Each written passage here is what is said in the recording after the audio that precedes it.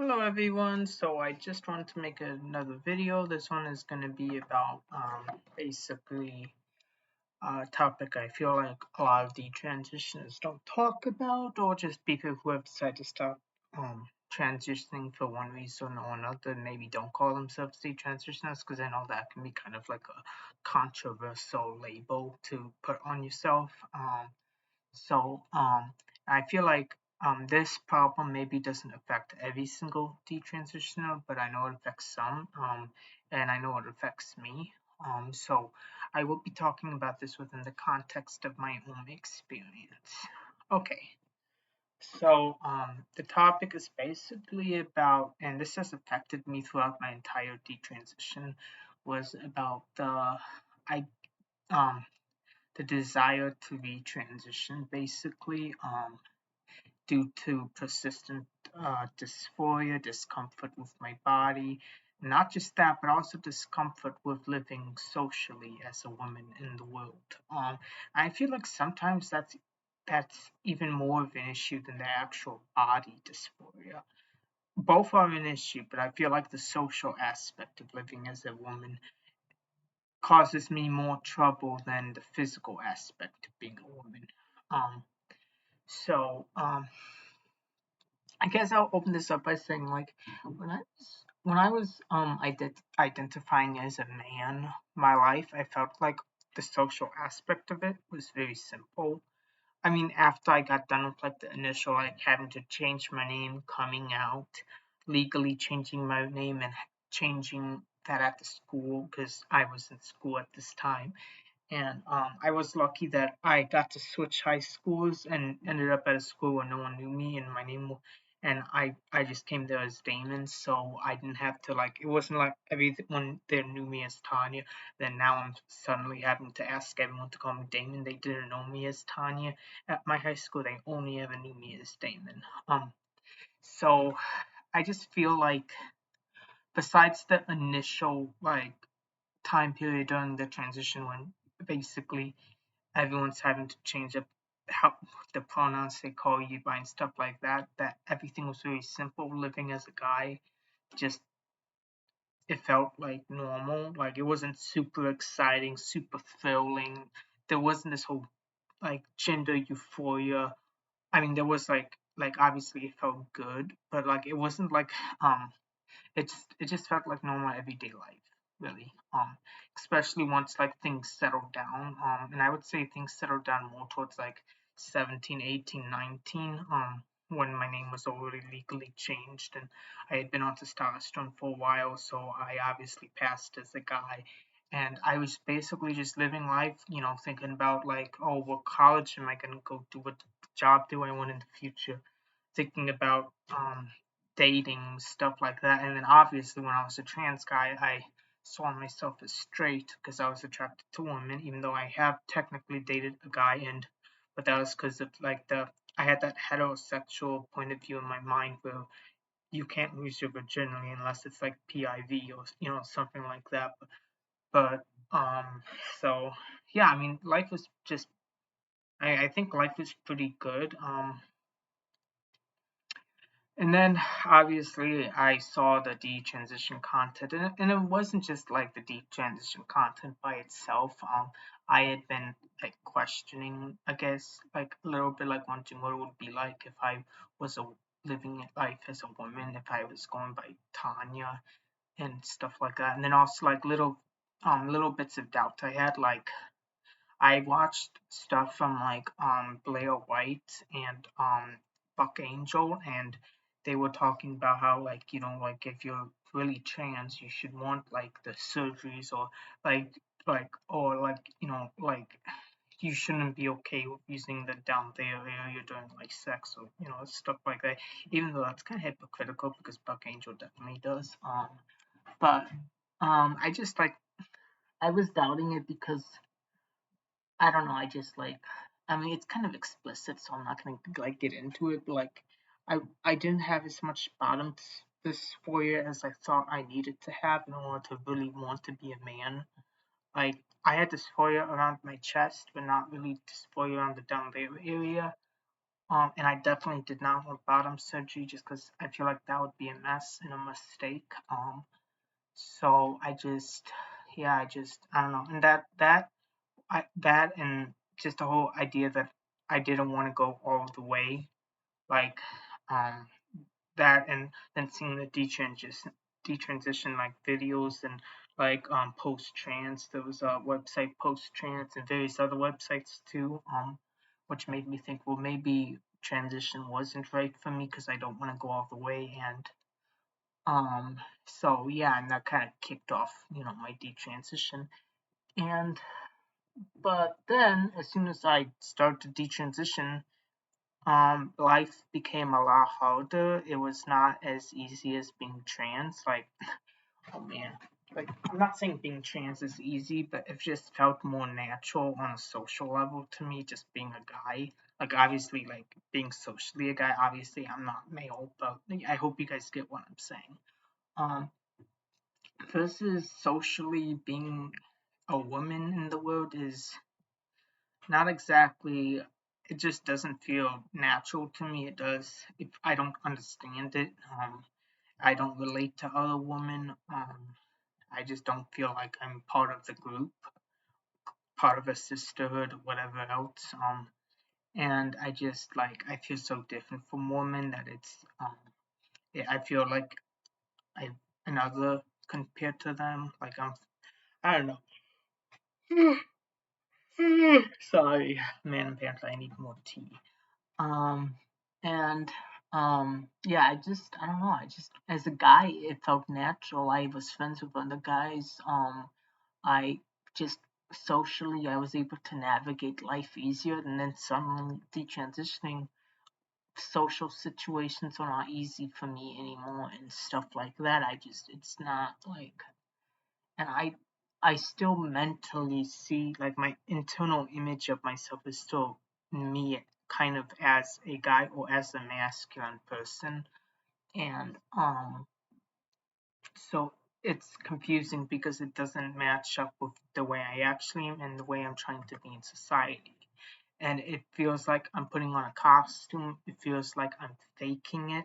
Like, it literally does. Like, people, like, I remember, like, I had issues with, like, using the women's restroom because I felt uncomfortable in there, and I felt like other women would think I was a guy walking into the women's restroom. People like, okay, well, just tell them you're a woman. I was like, okay, well, it should be that simple. Except for, like, literally in my brain, I feel like I'll be lying to them if I tell them I'm a woman because my brain still thinks I'm a man, and I still have this self perception of myself as a man, so it won't feel honest, even though biologically I'm a woman. Like, that's like how confused my brain is. It's like it's hard to tell someone I'm a woman because even I don't believe that I'm a woman. Like, if that makes sense, it's kind of confusing, and, like, I don't know, the spoilers are real, like, but I don't know. And so, like, stuff like that has, like, made me want to retransition because I just feel like life would be easier if I was living as a guy, and I just see myself as a masculine individual. When I grow up, I don't see myself ever being a wife. Like, husband, the title of having being a husband versus the title of being a wife seems so much more normal and natural to me. Like, I just can't ever see someone saying, "Oh, this is my wife," Tanya. Like, and I could see someone saying, "Oh, this is my husband, Damon," or I don't know. And I know it's just words and stuff like that, but these words have, associations with them, things we associate with that. And to my brain, I don't match with the association of, like, a wife. Like, I'm just, like, thinking of the future, like, obviously, when I'm gonna settle down with someone and stuff like that. And then the other issues, like being a lesbian. I don't know. I have no issues with, like, people who are lesbians or gay and stuff like that. I just don't see I still don't really see myself as a woman, so it's hard to identify with lesbians. And even, like, butch lesbians, like, that's what I was identifying as before I initially transitioned, and then that's what I'm trying to identify as now, as, like, being a masculine lesbian. But even them, I just feel like there's something missing between me and them. Like, I feel like there's some sort of a difference, or there's something doesn't fit. Um, I just feel different. I don't know. and I know it's so corny when I say that. But yeah, I'm just like these, and like the other thing that caused me to want to like retransition, not just like the social dysphoria, but also the body dysphoria, because like my mental image of myself, I don't have like a chest like the way women do, and like I don't really have one in real life, but I have enough of one that I've noticed it, and it's like causes an issue with me.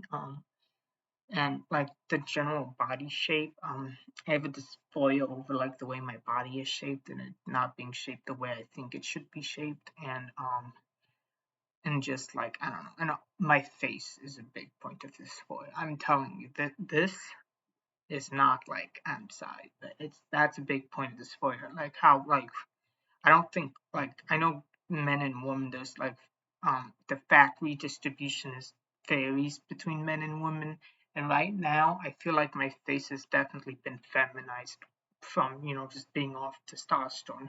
I do not like, I think I look way too soft or something like that. And I look too young too. Like I'm 23 and people tell me I look like I'm 15, and that is like, and also like my face is way too round. I feel like that's also some body dysmorphia too. Like not just like to do with gender. I'm just unhappy with the way my face looks. But also gender too, because I don't look like the way I think I should look. So yeah, I mean that's kind of like the physical and social aspects, and then the other aspect is the fact that people still perceive me as being a man. I mean, or if they know me as Tanya, they ask me, "What are your preferred pronouns?" Like it's obvious that I don't look like a woman to others, and then that's a point of contention because like then that's like, oh, what, just another reason why I should retransition, because people don't see me as a woman, and I'd rather live as a trans man and fit in with society than live as a woman who doesn't look like a woman. Like when I was a trans man, I fit in because I was just another guy. Like no one was asking me what are your preferred pronouns. People just like, it was automatic. But now that I've detransitioned and I'm presenting myself the way I am, wearing men's clothes, having short hair, stuff like that, people are asking me, what are your pronouns and stuff like that. And I get it's, for them to be nice, but it's just kind of, it just proves the point to me, like on a different note, like and I know they're not like being mean or anything. I just like I get frustrated. And I just feel like it's not easy.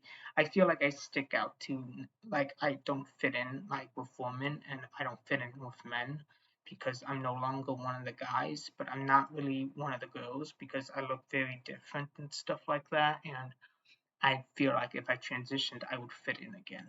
Um, because I would just be another guy. I wouldn't be some. I feel like I stick out like a sore thumb or like the ugly duckling.